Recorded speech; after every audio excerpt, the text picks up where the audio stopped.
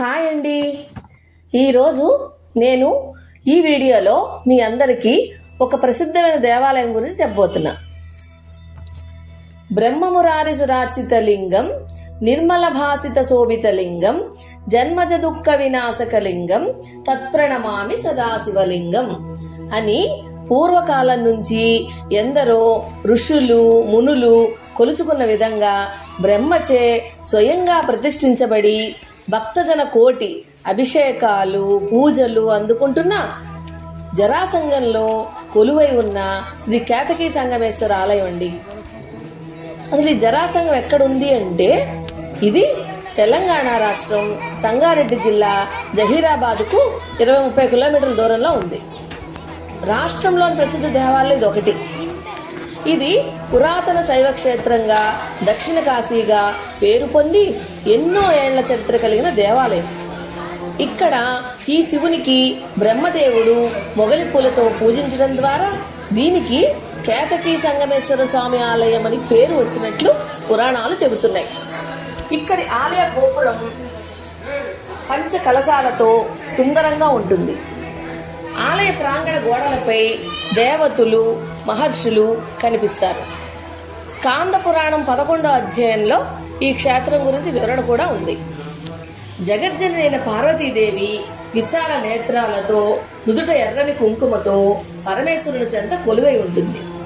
అమ్మవారి చెంత ఈ సంగమేశ్వరుడు లింగమై కొలువు ఉండగా ఆ ఆది దంపతులను సేవించే భక్తులకు కోరిన కోరికలు తీర్చే ముక్కంటిగా శ్రీ కేతకీ సంగమేశ్వరుడు ఇక్కడ కొలువై ఉన్నాడు.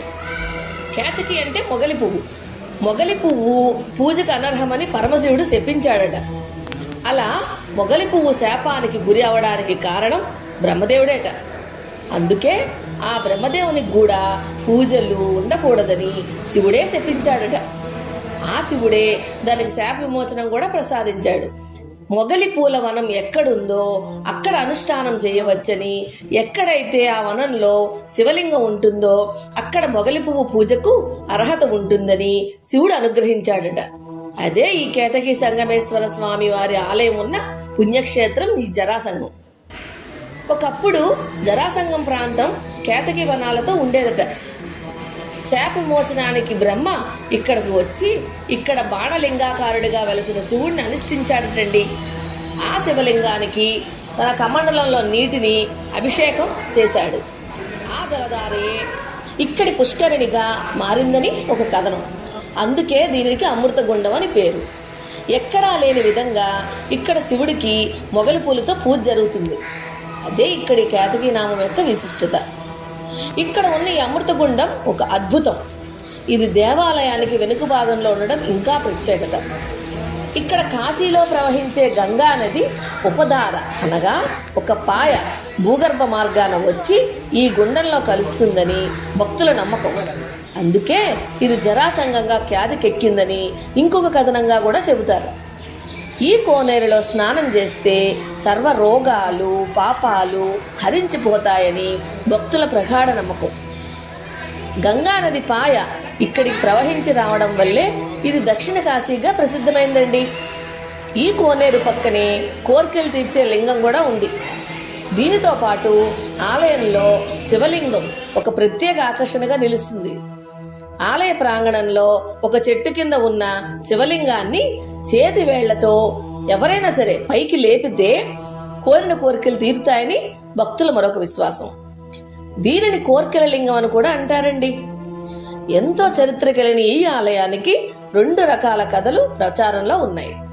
కృతయుగంలో సూర్యవంశానికి చెందిన కుపేంద్ర అనే రాజు చర్మవ్యాధితో బాధపడుతున్న సమయంలో ఈ ప్రాంతానికి వచ్చి ఈ కేతకీ వనంలోని నీటి గుండంలో స్నానం చెయ్యగా రాజుకు స్వస్థత చేకూరడం, అదే రోజు రాత్రి సంగమేశ్వర స్వామి రాజు కలలో కనిపించి తానక్కడ ఉన్నానని దానిని వెలికి తీసి ఆలయాన్ని నిర్మించమని ఆదేశించడం, పరమేశ్వరుని ఆదేశం మేరకు రాజు స్వామికి ఆలయాన్ని నిర్మించినట్లు పురాణాల్లో ఉన్నది.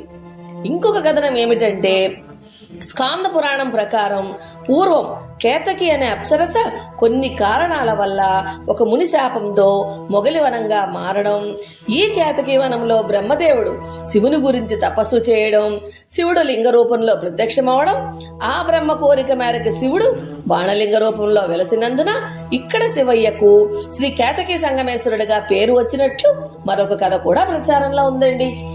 ఇంకపోతే ఇక్కడ పూజలు ఉత్సవాల విషయానికి వస్తే ఈ దేవాలయంలో నిత్య పూజలతో పాటు ప్రతి సోమవారం, అమావాస్య, పౌర్ణమి రోజుల్లో ప్రత్యేక పూజలు నిర్వహించబడతాయి. ప్రతి సంవత్సరం మహాశివరాత్రి ఉత్సవాలు ఇక్కడ చాలా వైభవంగా జరుగుతాయి.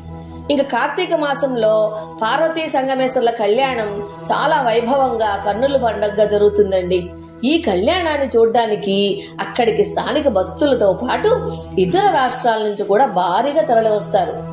దర్శించుకున్న మాత్రాన కోరిన కోరికలు తీరుతాయని ఇక్కడి భక్తుల ప్రగాఢ విశ్వాసం. రేపు రాబోయే మహాశివరాత్రి ఉత్సవాల కోసం ఆలయ అధికారులు తగిన ఏర్పాట్లు చేస్తున్నారండి. ఆ కేతకీ పరమేశ్వరుడి దయా దృష్టి మనందరిపై ఉండాలని కోరుకుందాం. నమస్తే.